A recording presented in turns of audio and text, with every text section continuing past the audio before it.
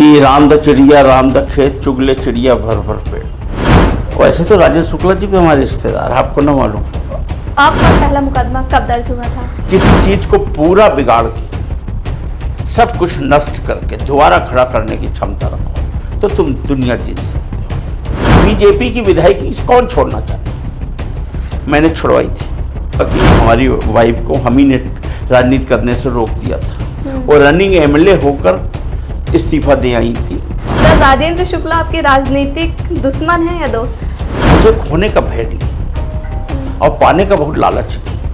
और मुझे किसी ने पार्टी से निकाला था, मैं अपने से गया था कांग्रेस में रहा, फिर कांग्रेस से भाजपा में चला गया, फिर भाजपा में टिकट नहीं ले दे के अंत में लोग क्या कहते थे? ये नहीं कहते थे कि धोबी का कुत्ता न घर का न घाट का, इस टाइप की बातें होती थी। सब कुछ खत्म। कभी आपको कॉलेज की लाइफ में किसी कोई क्रश थी क्या आपकी? पर हिम्मत नहीं आ रहा, अंतिम फाइट तक लड़ना है, मरते मरते भी लड़ना है। तो क्या ये कहना गलत नहीं होगा कि व्यवसायिक से फिर राजनीति में आना भी एक सनक थी?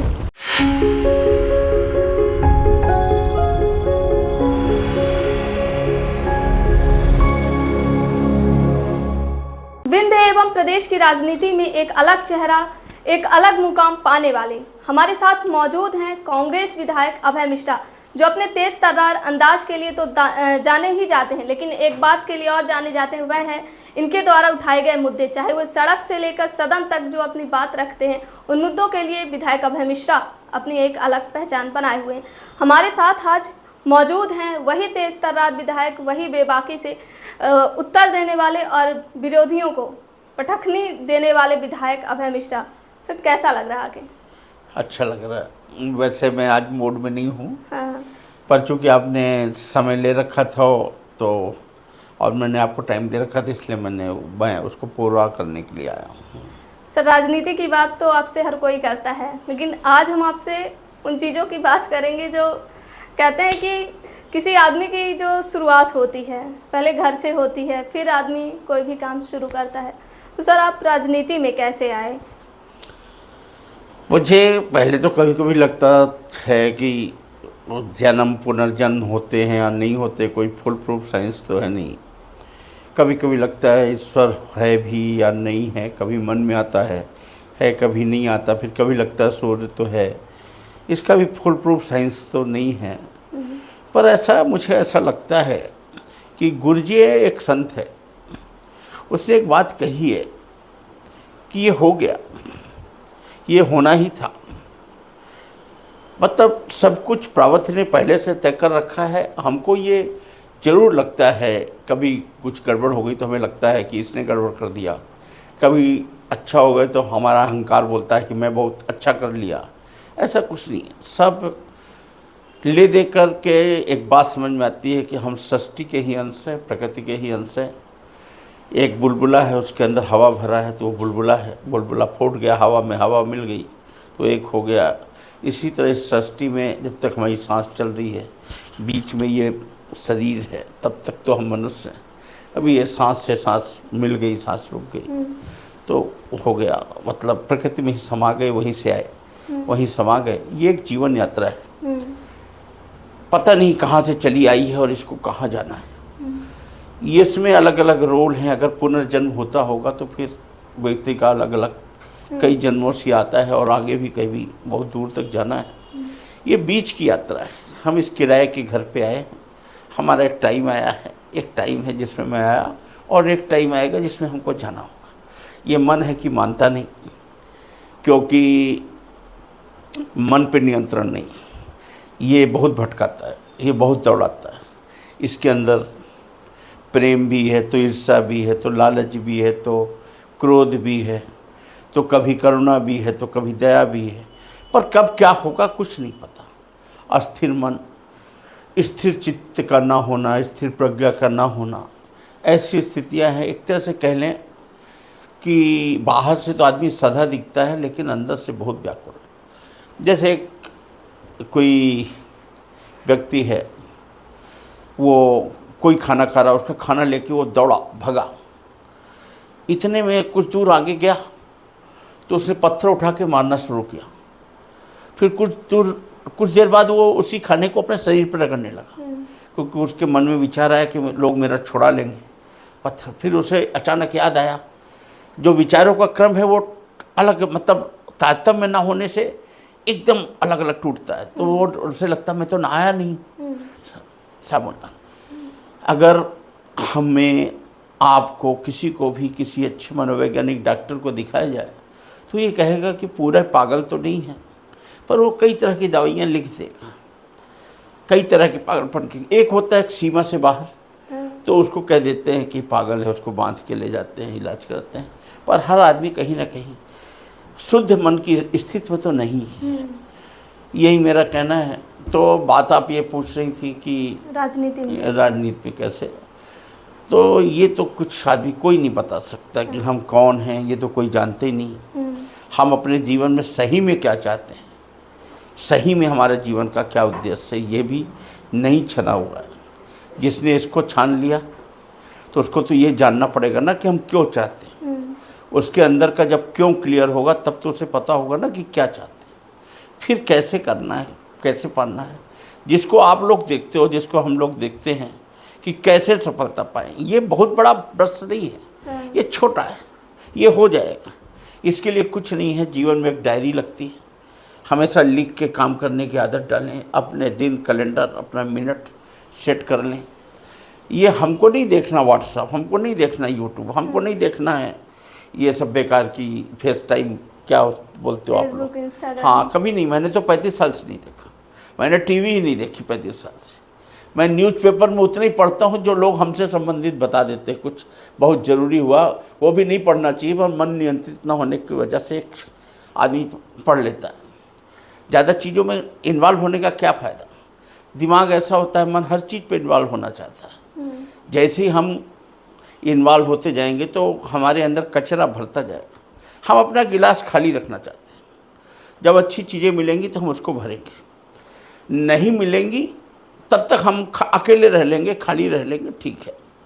गलत चीज़ें हों, जीवन में होता क्या है, हम समस्याएं पैदा कर लेते हैं, फिर उन्हीं समस्याओं से लड़ते हैं, माइनस में, जीरो से माइनस में जाते हैं, फिर माइनस से आकर जीरो में आने की लड़ाई लड़ते हैं, फिर जीरो में प्लस की ओर जाते हैं, कुछ दूर जाकर लगता है ये गलत है, फिर उसको मिटाने के लिए फिर वापस जीरो में आते हैं, फिर दूसरे रास्ते में जाते हैं, फिर यही गलती होती है। फिर ऐसे करते करते जीवन कब बीत गया और तब समझ में आता है। और जब तक मन समझा तो फिर जीवन बीत गया, करने को कुछ नहीं होता। जीवन में जो मुकाम गुजर जाते हैं वो फिर लौट कर नहीं आते, वो एक गाना है ना, उसी तरह से रहता है। तो मैं क्या बोलूँ, कुल मिलाकर ये है कि जैसे जैसे आदमी सीखता जाता है ना, वैसे वैसे उसमें थोड़ा परिमार्जन करता जाता है, सुधारने की कोशिश करता है। बस कोशिश ये रहती है कि सीखे तो सही सीखे, नहीं तो खड़े रहें। हालांकि मैं नहीं कर पाता, मुझसे भी बहुत गलतियाँ होती हैं, बहुत ही ज़्यादा होती हैं। पर फिर बाद में एक तो अस्थिरता, मन का स्थिर न होना, मन पर नियंत्रण न होना सबसे बड़ी समस्या। फिर जो हमारे पास है उसको लेकर हम खुश नहीं हैं, जो हमारे पास नहीं है उसे पाने के लिए हम बेचैन हैं, दुखी हैं। और ये भी नहीं कि उसको पा जाने पे हम खुशी ही हो जाएंगे। ये जो खुशी है ना, ये बड़ी क्षणिक है। जब तक कोई मंजिल नहीं मिल जाती, उसकी लालसा है, तब तक उस सफ़र में आनंद कि बस मिलने वाला है, बस ये जिद पूरी होने वाली है। ये मन बड़ा जिद्दी होता है ना, तो लगता है कि बस उसका सुख है। और जैसे वो मिल जाता है वैसे एक नया माइलस्टोन खड़ा हो जाता है कि अरे ये तो बेकार है, अब ये चाहिए। ये यात्रा कभी नहीं ख़त्म होने वाली। तो इस तरह से कुछ रहता है। बस ऐसे समझ लीजिए कि पागलपन का जीवन, हमें खुद नहीं मालूम कि हम अपने जीवन में से वास्तव में क्या चाहते हैं, हमारे जीवन का अंतिम उद्देश्य क्या है। बस ये समझिए कि समझता हूँ कि जहाँ जो कर रहा हूँ ये ठीक नहीं।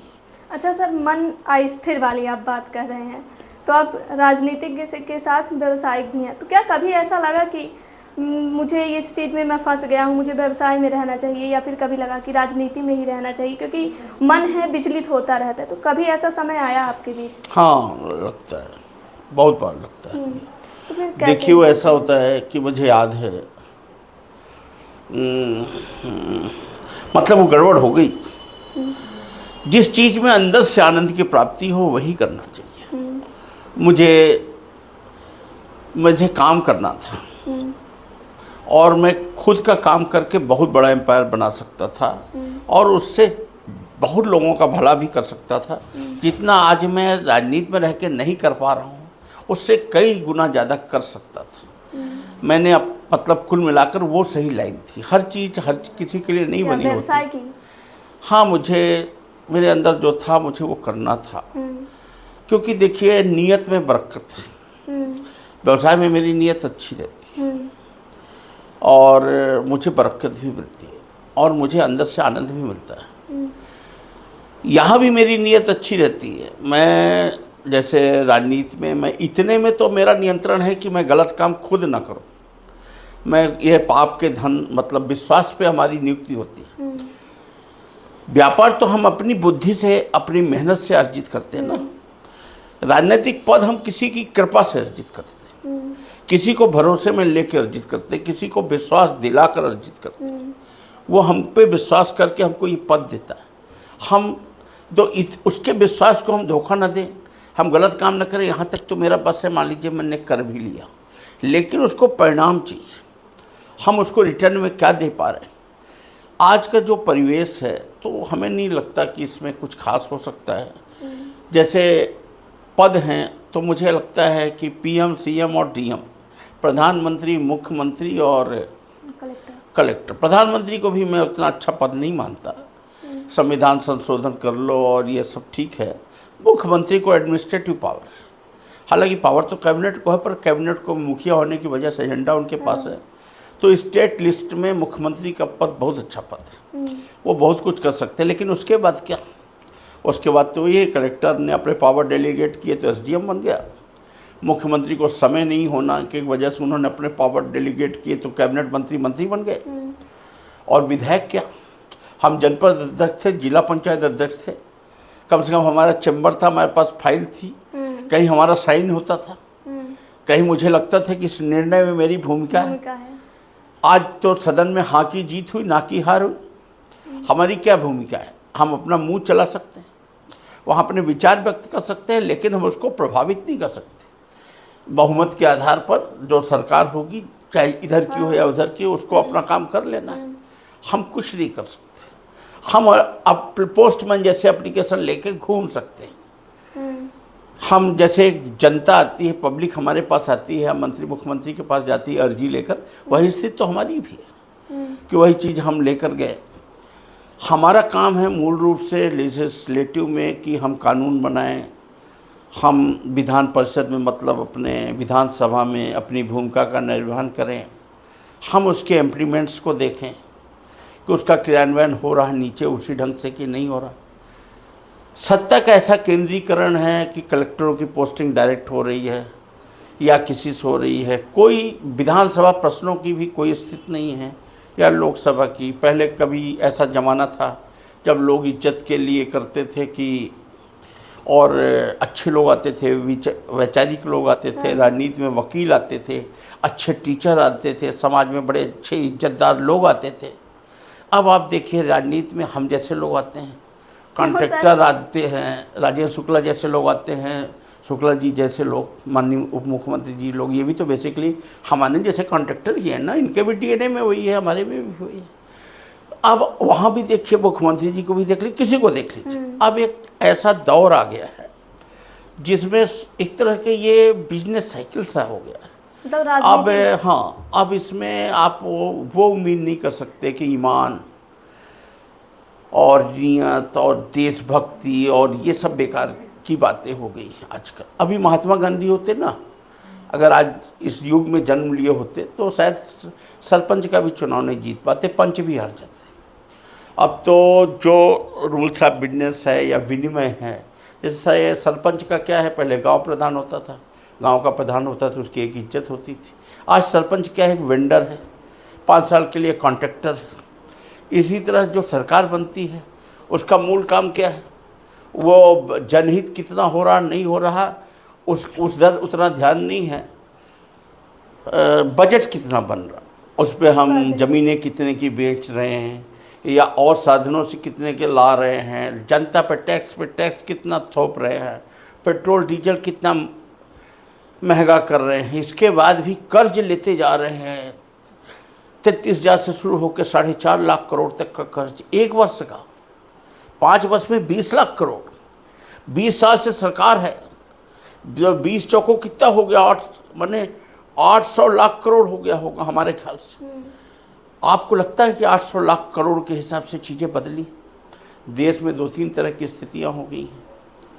एक अंबानी अडानी जैसे लोग हैं, 200-300 लोग हैं जिनके पास देश का पूरा 20-25% पैसा, 70% पैसा है।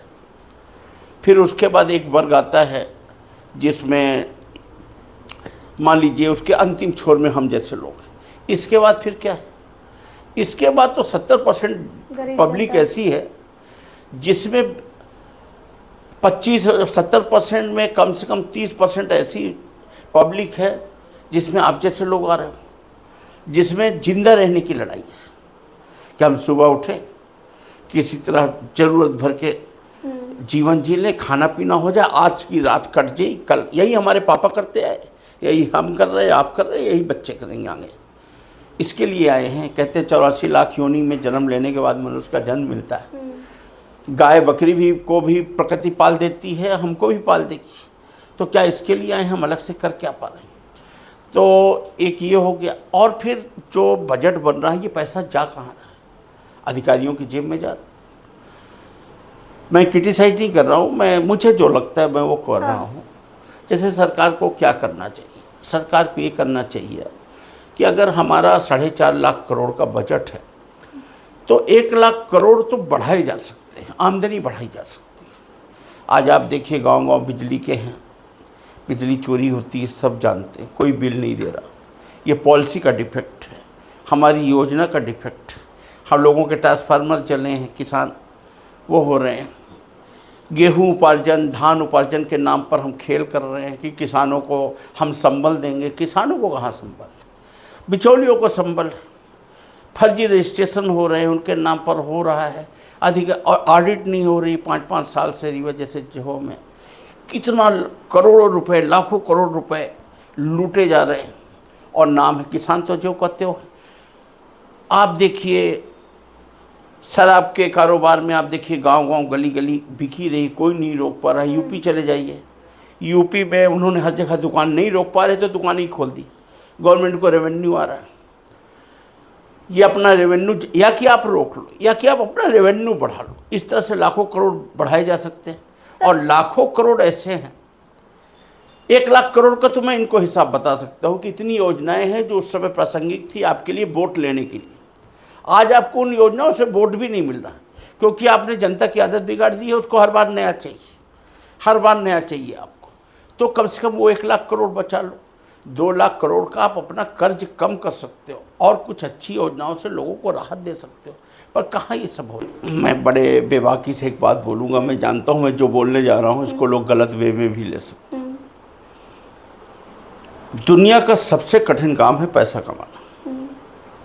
50 रुपए कमाने में जान निकल जाती है। आप याद करो शुरू में जब आपने 50 रुपए कमाए होंगे तो क्या हालत हुई होगी। दुनिया में सबसे कठिन काम में उसको मानते हो। राजनीति में आज आप देखो, कौन पूछता है आपसे चुनाव लड़ते समय कि आपको मैं वोट दे रहा हूँ तो आप मुझे क्या दोगे? आपको आपका एजेंडा क्या है? आप हमको अपना घोषणा पत्र दो, ये चीज़ें आप करके दोगे कि नहीं दोगे? अगर नहीं दोगे तो हम अगली बार आपको क्यों वोट दें? या पिछली बार आपने ये कह के वोट लिया था तो इस बार आप पहले उसका हिसाब दीजिए। और फिर ऐसा कहाँ है कि आप राजनीति का बिजनेस कर लिए हो कि आप एक बार आपको टिकट मिल गई, आप विधायक बन गए, अब आपका जीवन भर अधिकार है कि आप ही आप बनोगे। जब तक आप हार के जनता आपको नहीं फेंक देती, आप खुद से बीमारी से कुछ हो जाए, तब तक आपने तो उसको पेशा बना लिया। यूरोप, अमेरिका, बहुत सारी ऐसी कंट्री है, लोग अपने मिशन के लिए जाते हैं। कोई जल के लिए लड़ रहा है, कोई किसी अधिकार के कानून के लिए लड़ रहा है, किसी को न्याय। और जब उनका अधिकार पूरा हो जाता है तो वो अपने काम में लग जाते हैं। घूमना और सोचिए भारत में अपने यहाँ निमंत्रण, रिश्तेदारी, जाति, तेरहवीं बरखी, इसका वोट। आप बहुत काम कर लीजिए, ये नहीं करिए आप चुनाव हार जाएंगे। और बहुत सारे लोग कुछ काम ना करें, यही कर लें, चुनाव जीत जाएंगे। नेताओं का दोष तो है ही जो है, उससे ज़्यादा जनता का दोष। कि ऐसे लोगों जनता को जो पसंद करेगी वही तो उसको लौट के मिलेगा। जनता ही जब नहीं चाहती विकास या वो इन चीज़ों को प्राथमिकता देती है, तो फिर वो जब पूरा टाइम ही कंज्यूम करा लेती है इसमें, तो वो फिर किस टाइम पे कैसे हो। जबकि होना क्या चाहिए, ड्राफ्टिंग का काम होना चाहिए, लिखा पढ़ी होनी चाहिए बाकायदे, उसका एजेंडा होना चाहिए नेता का, और उसके परिणाम के आधार पर जनता को उसे अप्रिशिएट करना चाहिए, जो नहीं हो पा रहा है। आप कुछ पूछ रही थी सर, राजनीति की बात हो गई, अब आते हैं थोड़ा आपके निजी जीवन पे।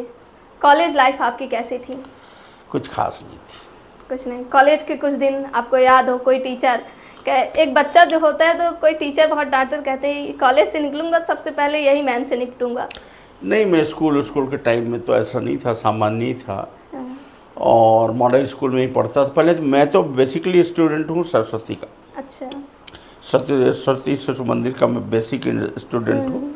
मेरे डीएनए में भी सरस्वती स्कूल है, तो जो मेरे अंदर सुखद क्षण है वो वहीं के, और मैं उसमें भी रहता था। स्कूल की एक्टिविटी मुख्य रूप से आरएसएस और इससे संबंधित कुछ रहता था।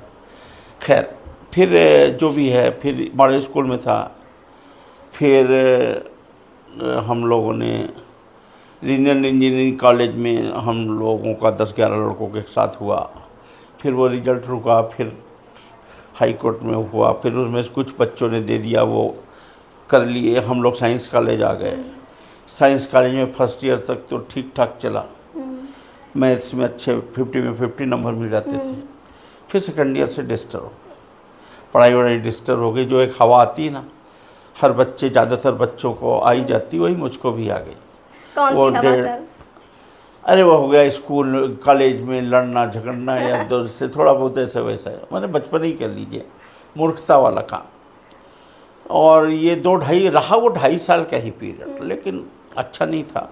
वो बाद में समझ में आता है। वो क्या होता है कि आदमी लड़कपन में तो कुछ कर जाता है, लेकिन वो बातें जीवन भर पीछा करती हैं। आधे वो गाना है ना, आदमी जो कहता है आदमी जो करता है वो सदाई पीछा करती है। जब आप बहुत अच्छा करने लगते हो ना, तो वो चीज़ें आपको बहुत चोट करती हैं, उसकी बहुत फीस देनी पड़ती है ज़िंदगी में। वो बाद में समझ में आती है। कि इसीलिए कहते हैं कि मैंने तो ये सीखा कि ये सब चीज़ें होती है, लड़ाई झगड़ा, किसी से थोड़ा बेइज्जती सह लेना, लेकिन ये मत करना, उसका कोई परिणाम नहीं आता, नुकसान के अलावा कुछ नहीं होता। ये मैं बच्चों को समझाना चाह रहा हूँ। खैर, मैं अपने बारे में एक चीज़ ये बताना चाह रहा हूँ कि सब कुछ सब सामान होते हुए भी कब आदमी जाग जाए, जब जागे तभी सवेरा, कब उसके विचारों में आ जाए तो हो जाता है। मैं ये बात इसलिए कर रहा हूँ कि नए बच्चे जिनका कुछ गड़बड़ हो गया हो, जिनके कदम कुछ डिस्टर्ब हो गए हों, वो मेरी ओर देखें और मुझसे ये सीखें कि अगर डिस्टर्ब भी हो गया तो हम जिंदगी नहीं हार गए। हम अभय मिश्रा बन सकते, राजेंद्र शुक्ला जी नहीं बन सकते, क्योंकि वो बनने के लिए उनके पापा को पहले पंडित भैयालाल शुक्ला पैदा होना होगा और चांदी का चम्मच लेके पैदा होंगे, तभी वो बन सकते। लेकिन अभय मिश्रा तो बन सकते, मैं उसके सामने हूँ। तो मेरा ये कहना है कि बच्चे जब जैसे मुझे याद है, हम लोग मैया में खड़े थे, 22 साल की, वो जन मोर्चा का जुलूस जाने वाला था। लड़कपन में नहीं मालूम कौन पार्टी, ना कोई पार्टी से लेना देना, ना वो बच्चों में उत्साह कि वो बीपी सिंह आने वाले हैं, खम्भे में ऊपर झंडा बांध रहे हैं, नीचे खड़े हैं, वेट कर रहे हैं कि आ रहे। इतने में सब आपस में एक दूसरे को हाथ दिखा रहे हैं। फिर यही सब गपशप चल रही, इतने में उम्र जोड़ने लगे। तो उम्र जोड़ते जोड़ते जब मेरा नंबर आया तो मैंने उम्र जोड़ी कि मेरा तो 22 पूरा हो गया। मैं घबराया पूरी तरीके से, करे बाप रे, मैंने तो सोचा था कि मैं 21 तक मस्ती कर लूँ, 21 के बाद सिंसियर होकर कुछ करूँगा। जैसे ही मैंने जोड़ा 22, तो जो मैंने वहीं उसका झंडा फेंका और वहीं धक्का दे के जो दौड़ा भागा, तो आज तक दौड़ रहा हूँ, रुका नहीं। मतलब जैसे मन में आ गया कि समय सब कुछ खरीदा जा सकता है, समय को छोड़ समय नहीं खरीदा जा सकता। इसका एक एक मिनट आपके जाया नहीं होने चाहिए, सबसे महत्वपूर्ण बात। और कामों को लिखकर कैरी ओवर करना चाहिए। और काम पर श्रद्धा ईश्वर पर श्रद्धा के समान है। हम तो कहते हैं उससे भी बड़ा है एकाग्रता। जब हम काम करते हैं ना, उस समय हमको कुछ कानों में सुनाई नहीं देना चाहिए। उस समय हमारा पूरा मन, पूरा फोकस अपने काम पे होना चाहिए। और जैसे हम एक किताब को पढ़ते हैं ना, तो दोबारा पढ़ते तो उसमें कुछ और नया दिखता है, तिबारा पढ़ते तो और नया दिखता है। ये जो बार बार पढ़ना है, अगर हम एक बार ही पूरे मनोयोग से पढ़ लें तो पूरा दिख जाएगा।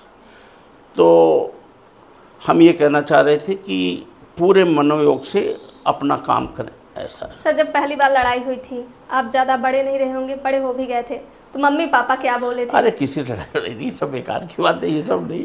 मैंने बात वो की मस्ती में, जैसे मेरा दोस्तों के लड़ाई बीच वड़ाई आपसे से कभी मतलब बहस नहीं। हो, मेरा कभी मतलब घर ये है में कि गए हो, एक उम्र आती है, टीचर कॉल किए हो, एक उम्र रहती है जब आदमी संगत पे बहता है। हाँ, आदमी क्या करता है, आदमी जिन लोगों के साथ रहता है उसी तरह का बन जाता है। आदमी को जैसी संगत में रहेगा उसी तरह की बातें होंगी, वैसे विचार आएंगे, वही कुआं, वही एक वलय, वही एक सर्किल बन जाता है दिमाग। आदमी सबसे अच्छा आदमी तो है जो अकेला जीना सीख ले। दोस्ती यारी सब कुछ ठीक है, पर अकेला, अंदर से अकेला रहे, अंदर से अकेला रहे, उससे बड़ी पावर आती है, लड़ने की बड़ी क्षमता भी बढ़ती है, हिम्मत भी बहुत आती है, आदमी को डर भी नहीं लगता। जी जी। सर, एक जो उम्र होती है, उस उम्र के हिसाब से कहीं ना कहीं कभी आपको कॉलेज की लाइफ में कोई क्रश थी क्या आपकी? नहीं, ऐसा कुछ नहीं था। बस मैं एक चीज़ जरूर स्टार्ट में बताता हूँ कि इंसान का, किसी भी इंसान की जो बचपन की घटनाएं होती है ना, वो उसका जीवन भर पीछा करती है। उसके जो मन मस्तिष्क में वो चीज़ आती है ना, उससे वो निकल नहीं पाता, वो उसी के इर्द गिर्द देखता है, उसी मतलब वो चीज़ें रहती हैं। मैं सबसे अच्छी बात ये कर रहा हूँ कि कम से कम इन्वायरमेंट, मतलब खुद को खाली रखना और अपने विचारों पर जीना। सबसे अच्छी प्रैक्टिस ये होती है, जो मैं नहीं कर पा रहा हूँ, कि खुद को चेक करते रहना, तीसरी नज़रों से अपने आप को देखते रहना, और कि हम कहाँ सही जा रहे हैं, कहाँ गलत जा रहे हैं। क्योंकि हमारा सिक्स सेंस हमको बताता है कि हम कहाँ कर रहे हैं, क्या बोल रहे हैं, क्या कर रहे हैं। कभी कभी आदमी आवेश में आके मुंह से बोल देता है, किसी को कुछ ऐसे वर्ड बोल देता है जो नहीं बोलना चाहिए। जैसे मैंने यहाँ रीवा में एसपी साहब के लिए वो भाषण में बोल दिया, मुझे बहुत ग्लानि हुई। मतलब इतनी गिल्टी है कि मैं आपको व्यक्त नहीं कर सकता। मुझे किसी ने कुछ वो नहीं किया ना, मुझे वो, मैं आज आपसे कह रहा हूँ कि मतलब मुझे जब वो याद आ जाता है तो मैं शर्म से लगता है कि ध्यान नहीं आए। कई बार ऐसा हो जाता है जीवन में, बहुत सारी ऐसे मुकाम आए हैं जब किसी घटना को लेकर बड़ी शर्म महसूस होती है। सर, कोई एक घटना नहीं छोड़िए, लेकिन कभी ऐसे मुकाम नहीं आते जिसको लेकर के अपने आप को प्राउड महसूस हो कि हमने कुछ ऐसा काम किया कि जिससे हमको प्राउड महसूस हो। अभी तक तो ऐसा नहीं हुआ। सर, अब जब आपकी टीचर मिलती हैं आपसे तो क्या कहती हैं? आप कह रहे हैं कि मैं बहुत मनमौजी किस्म का लड़का था। नहीं, मैं ऐसा भी नहीं था। हाँ। मैं सीधा सा दब्बू किस्म का था। हाँ। स्कूलिंग में तो मैं पीछे, मतलब थोड़ा सा वैसे ही रहता था। हाँ। ऐसा कुछ खास नहीं था। हाँ। सर, आपकी वाइफ भी कांग्रेस नेता हैं, तो घर पर चर्चा किस मुद्दे पर कभी नहीं होती, वो बहुत कम बात करती। मेरे दोनों बेटे भी बहुत कम बात करते हैं।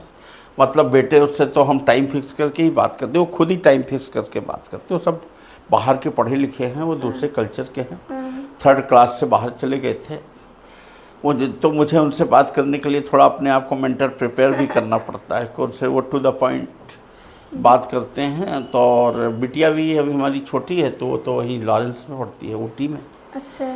गवर्नमेंट का स्कूल है तो वहाँ पढ़ती है। बच्चे सब देहरादून के पढ़े थे। तो ये सब अपने अपने काम में हैं, अपने ढंग से अपनी लाइफ जीते हैं और बड़ी अच्छे से जीते हैं। और जो गलतियाँ मैंने की हैं वो नहीं करेंगे, ऐसा मुझे दिख रहा है। वो बड़े गंभीर हैं।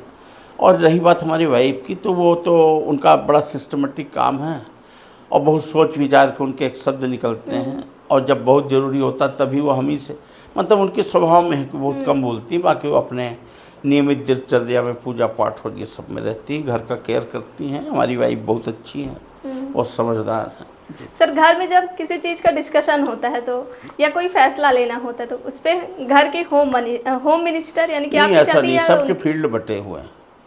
हाँ।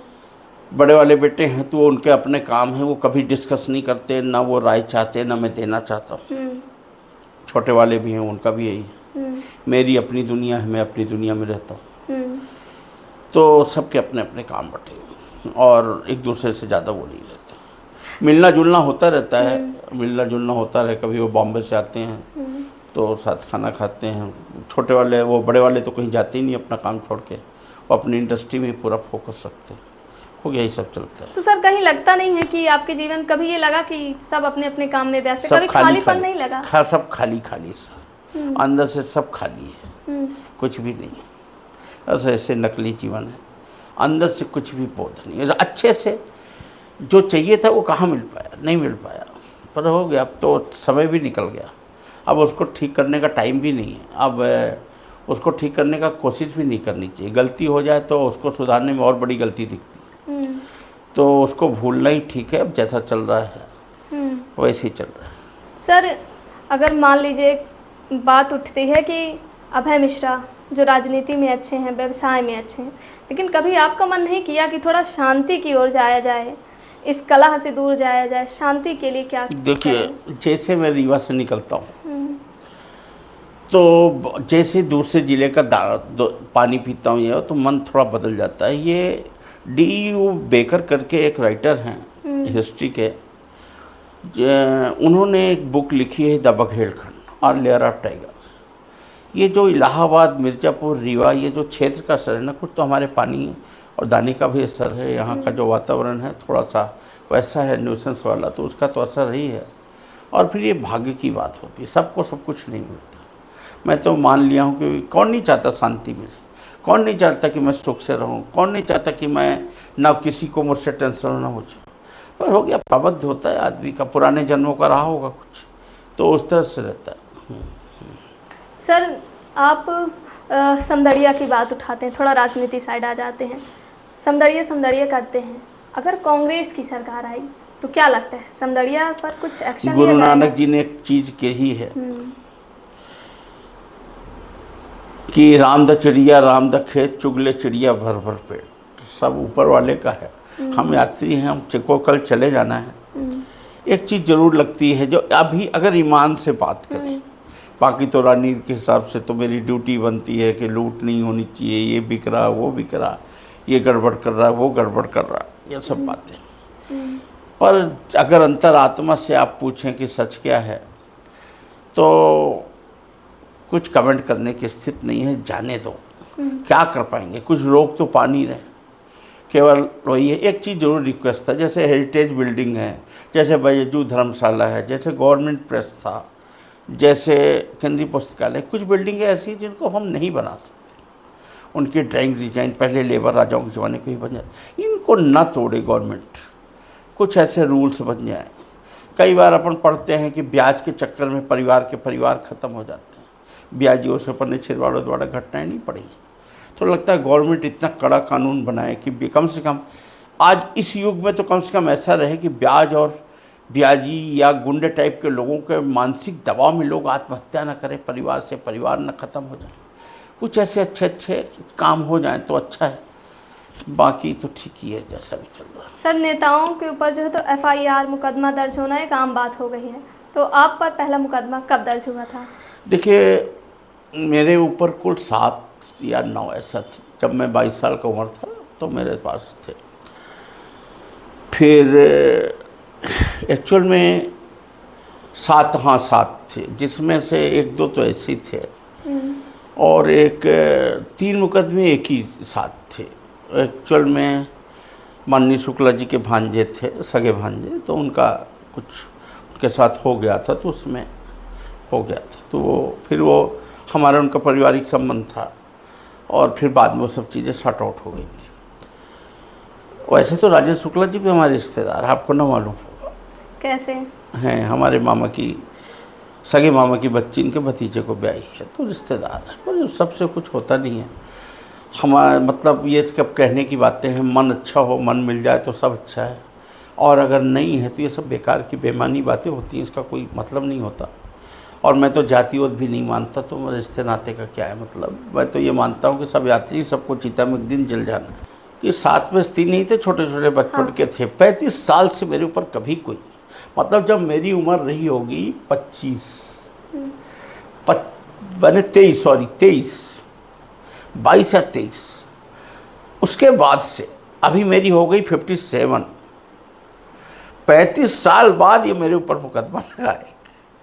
छोटा सा ये तो क्या बताएं, क्या बोलें उसके लिए। तो सर कभी मेंटली नहीं हुए आप डिप्रेस्ड की? नहीं होता, मैं नहीं होता। मुझे भगवान ने एक चीज़ अच्छी दी है, मुझे खोने का भय नहीं और पाने का बहुत लालच नहीं।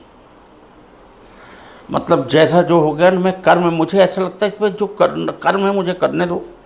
देना लेना पता नहीं क्यों मेरे अंदर एक भावना आ गई है कि अपने चाहने से नहीं मिलेगा, जो होना है वही होगा।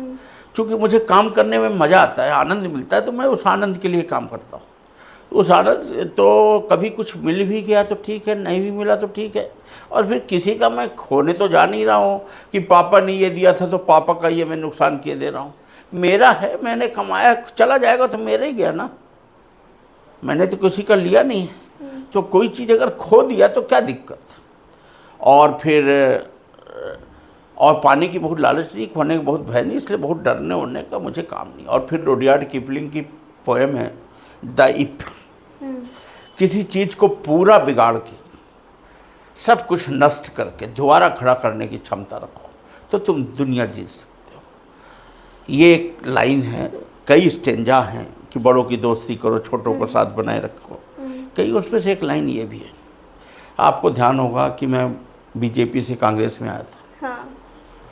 आपको ये भी ध्यान होगा कि हमारी वाइफ को हम ही ने राजनीति करने से रोक दिया था। और रनिंग एमएलए होकर इस्तीफ़ा दे आई थी, फिर बाद में इस्तीफ़ा लौटा दिया गया था। फिर उन्होंने लिख के दे दिया था मैं राजनीति नहीं करना। कौन छोड़ता है आज की डेट में? बीजेपी की विधायकी कौन छोड़ना चाहता? मैंने छुड़वाई थी। और मुझे किसी ने पार्टी से निकाला था, मैं अपने से गया था कांग्रेस ज्वाइन करने। सनक थी कि मुझे रीवा लड़ना है, मुझे शुक्ला जी से जीतना है। ग्रह मेरे 3 दिन पहले ऐसा हो गए कि 3 दिन जब बचा तो मुझे मन में लगने लगा, मैंने कैलकुलेट किया ग्रहों का असर होता है, तो मेरे मन में पता नहीं कैसा विचार आ गया कि रहने दो यार, लगता है गड़बड़ हो जाएगा। नहीं, मैंने 3 दिन पहले से सब कुछ बंद कर दिया। जीत हार में ये जो मेरा 16,000 का अंतर था, ये 5,000 का होता, 10,000 मैं और अचीव करता। मैंने अपने से खोया। बाद में मुझे समझ में आया कि मेरी मतलब ग्रह दशा कुछ ऐसे हो जाती है कि आदमी को, मैंने उसमें भी अपना नुकसान कर लिया। चुनाव भी हार गया। जिला पंचायत अध्यक्ष था, उसमें भी मैंने भारी लड़ाई लड़ी। पंचायती राज का आंदोलन पूरे जगह खाली हो गया। कुल मिलाकर हमने सब कुछ, लगभग जो कुछ बचा था वो हमने कांग्रेस में रहा, फिर कांग्रेस से भाजपा में चला गया, फिर भाजपा में टिकट नहीं ले दे के अंत में लोग क्या कहते थे? यही नहीं कहते थे कि धोबी का कुत्ता न घर का न घाट का, इस टाइप की बातें होती थी। सब कुछ खत्म, पर हिम्मत नहीं आ रहा, अंतिम फाइट तक लड़ना है, मरते मरते भी लड़ना है। तो उसका परिणाम ये हुआ कि जो अंतिम दांव तक लगाता है, 97% हर बच्चा पाता है, पर 97 से 100 के बीच की जो लड़ाई लड़ता है वही सिलेक्ट होता है। तो अंत में मतलब मुझे मैंने जो वो प्रयोग किया था, वो प्रयोग में रुडयार्ड किपलिंग की वो लाइन को मुझे जीतना था कि सब कुछ मिटाकर दोबारा खड़ा करने की क्षमता रखो। तो मैंने कोशिश की। सर, जब आपने अपनी वाइफ का इस्तीफ़ा दिलवाया तो लोग कहते रहे होंगे ना कि इनके कारण कुछ दबाव दिए होंगे तभी इस्तीफ़ा दे रही हैं, उनका मन नहीं है राजनीतिक। अरे वो बहुत सज्जन थी, सीधी सादी थी, वो ये सब वो इस क्लेश को नहीं देख। हाँ, एक्चुअल में हमारा क्लेश उनको भी भुगतना पड़ता था, तो वही उनका स्वभाव नहीं था। अभी भी वो लोकसभा का चुनाव कहाँ लड़ना चाहती थी, पर मैंने पार्टी हित में उनको लड़ाया था कि हाँ पार्टी कहे कि लड़ाया जाए। नहीं, हाँ जी जी, घर की बात मानती हूँ। हाँ।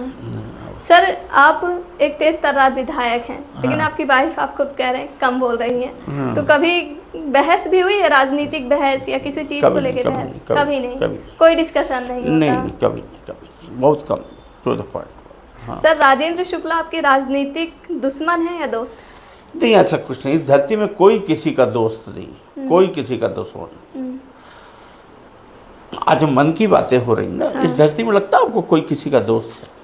समय है ना, कोई किसी का दोस्त है ना कोई किसी का दुश्मन है। मन की स्थितियाँ कब बन जाएं, कब बिगड़ जाएं, मन बड़ा जिद्दी होता है, ये जिद पाल लेता है।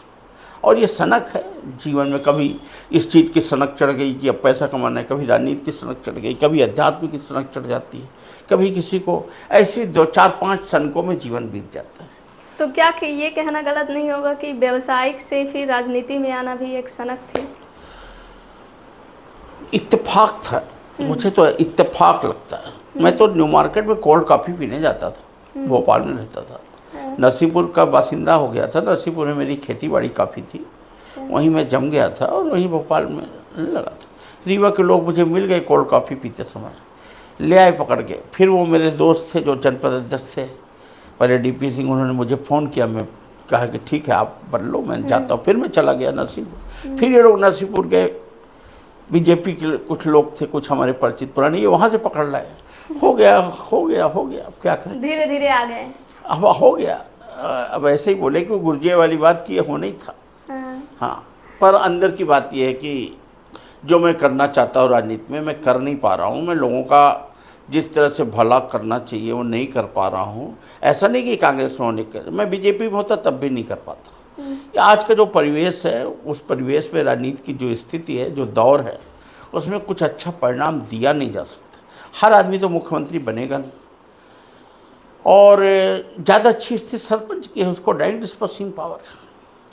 तो जब अच्छा परिणाम न दे पाए तो मन को थोड़ा व्याकुलता तो होती है। और ऐसा नहीं कि कोई कांग्रेस से होने से, कांग्रेस से कोई फर्क नहीं पड़ता। अगर अच्छी ड्राफ्टिंग आती है, अच्छा लिखना आता है, आपको मेहनत करनी आती, पेपर वर्क करना आता है, तो सब कुछ होता है। बल्कि विपक्ष में ज़्यादा अच्छे से होता है। मुझे अभी मिली तो 127 करोड़ की रोड सीएम साहब ने दिया, ये मजियारवाड़ी टू लाइन। एनीवे, मतलब अभी एक और मिल गई सुंदर से, हमारे जहाँ तक समझिए तक जो छूटा था, एक और अभी मिली जाए। काम सब हो रहे हैं, ऐसा नहीं कि काम कुछ है। लोकल स्तर पर भले थोड़ा बहुत हिंड्रेंस हो, तो ये चलता रहता है। ये राजनीति के गुण हैं, इसका बुरा नहीं मानना चाहिए। तो ऐसे ही चलता है।